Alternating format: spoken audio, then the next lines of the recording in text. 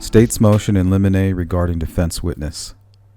Comes now the State of Indiana by Prosecutor Nicholas M. McClellan for the 74th Judicial Circuit, and respectfully requests the court enter an order prohibiting the testimony by Mr. William Tobin, a listed defense witness regarding firearm examination in general, or the firearm examination specifically in this case, until a hearing may be held outside the presence of the jury to determine the relevance of Mr. Tobin's testimony.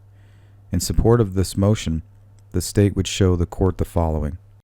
1. That William A. Tobin is listed as a defense witness and was deposed by the state on September 20th, 2024.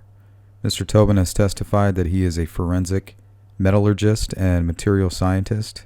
He has a Bachelor of Science degree in metallurgy and a Master of Arts degree in special studies, which he testified was primarily the study of law. Number 2, in his deposition, Mr. Tobin testified that when he has been recognized as an expert in court, it has always been as a forensic metallurgist or material scientist.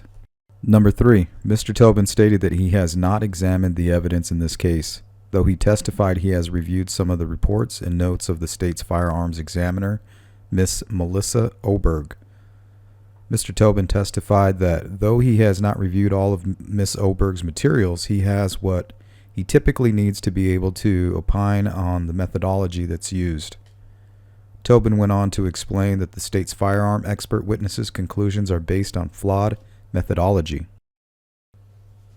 Number 4, according to Mr. Tobin, this flawed methodology is the AFTE, the Association of Firearm and Tool Mark Examiners. Theory of identification in this theory is what almost all firearm examiners follow, whether or not they are members of AFTE. Number 5, that Miss Oberg, at the time of her examination, was a forensic examiner with the Indiana State Police, and she, along with all other Indiana State Police firearm examiners, follow and apply the AFTE theory of identification.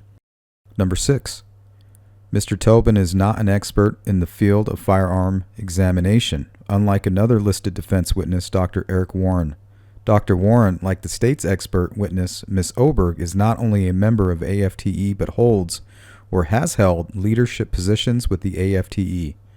Mr. Tobin's expected testimony will be that all firearm examiners, including Ms. Oberg and Dr. Warren, follow a flawed methodology and their opinions are not scientifically reliable.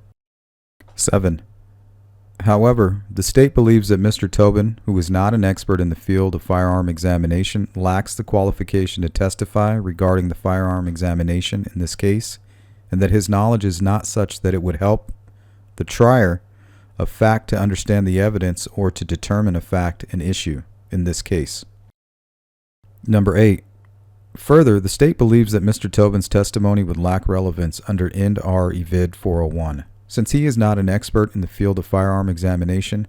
Finally, that the probative value of Mr. Tobin's testimony would be substantially outweighed by the danger of confusing the issue and misleading the jury.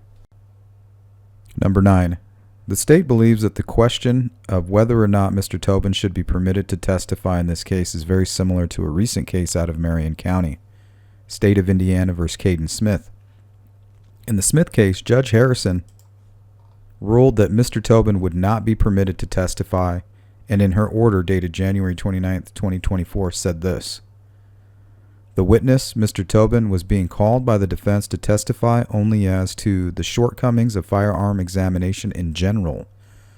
This witness has not tested or reviewed any of the evidence in this case. The defendant will have the opportunity to cross-examine the state's witness to present his defense as the shortcomings of firearm examination. The court now grants the state's motion in limine, paragraph 5. Wherefore, the state of Indiana, by prosecuting attorney Nicholas C. McClellan, respectfully requests this court to grant the following relief. A.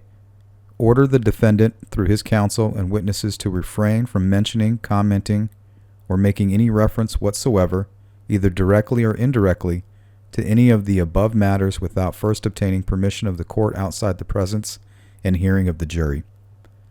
B. To further order said persons to make no reference to the fact that this motion has been filed and granted, and all other relief just and proper in the premises. Signed, Nicholas C. McClelland.